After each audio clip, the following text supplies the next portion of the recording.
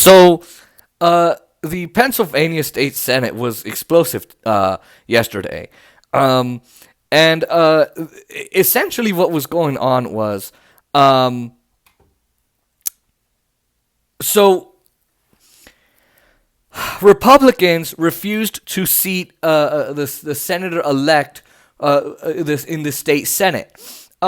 So Jim Brewster had beat his Republican opponent by 69 votes. Okay, 69, whatever. Uh, he beat him by 69 votes. Uh, and Republicans refused to seat him today. They refused to allow the lieutenant governor to seat him. Now I'm going to get to the lieutenant governor in a little bit. But what happened? So he has to then. Now look, the Republicans are concerned about. They're basically complaining for stupid ass reasons. Oh, the envelope. So there's a wrong date on the envelope. We're concerned about a handful of ballots, signatures. They didn't come in on wheels. They came in on flatbeds. Just excuse after excuse. Things that don't actually even matter anymore. The state Supreme Court upheld his win, Jim Brewster, the Democrat. And still, the Republican in the race won't concede.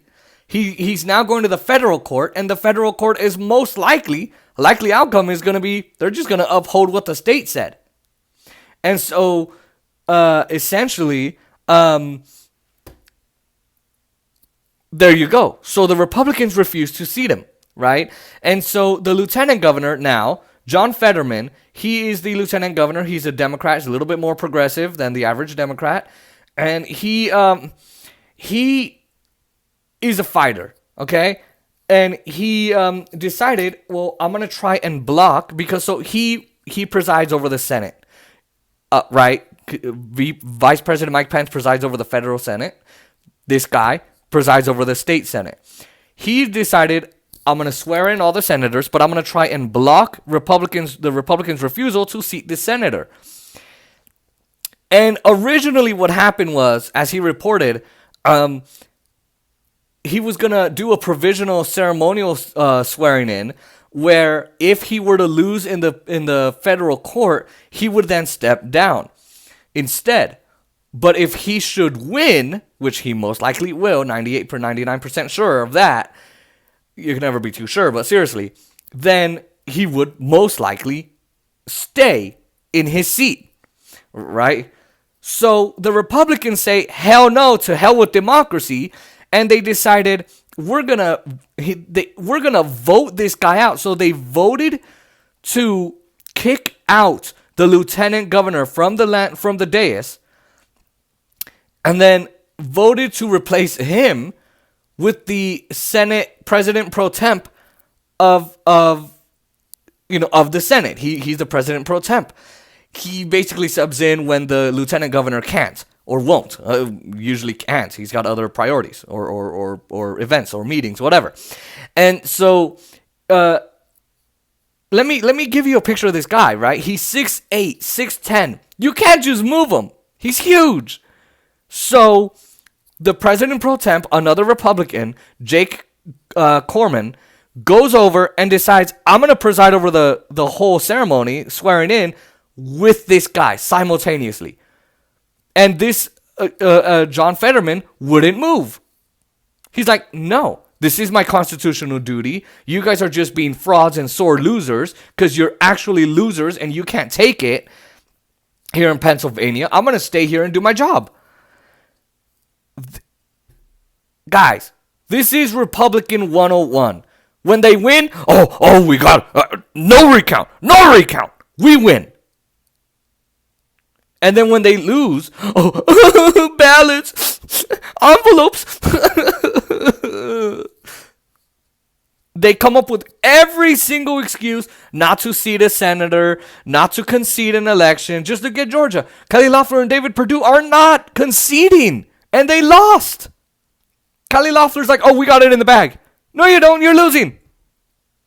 And so they're sore losers. They can't take when they lose. They're frauds. They're against democracy. We don't have a democracy. We have an oligarchy. But either way, they're against democracy, and they don't care about democracy. They don't care about who the American people elect.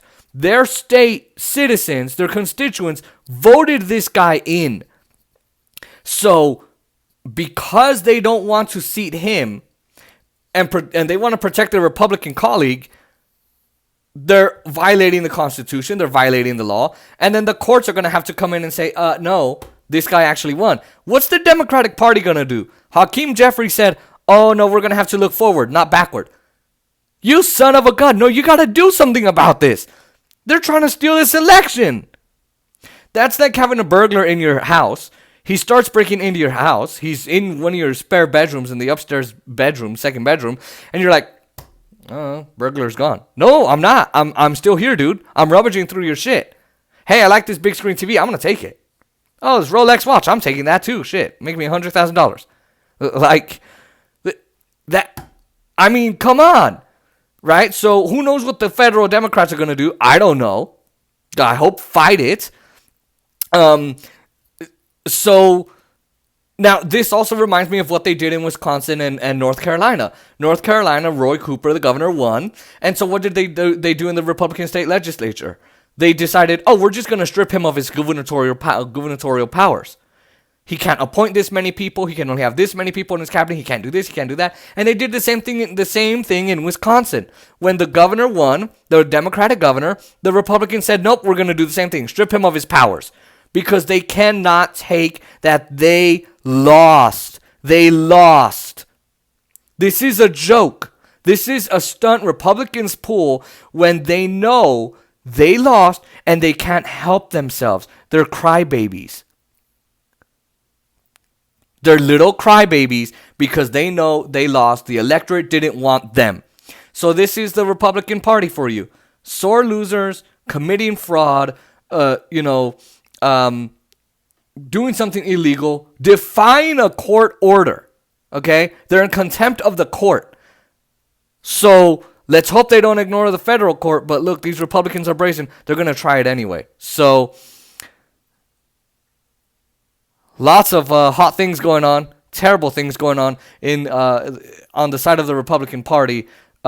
Remember, if you're a Democrat and you tried any of this, any of it, they're fraud, they're sore losers, they're going against democracy. Losers. Republican Party, you're all losers. I said it.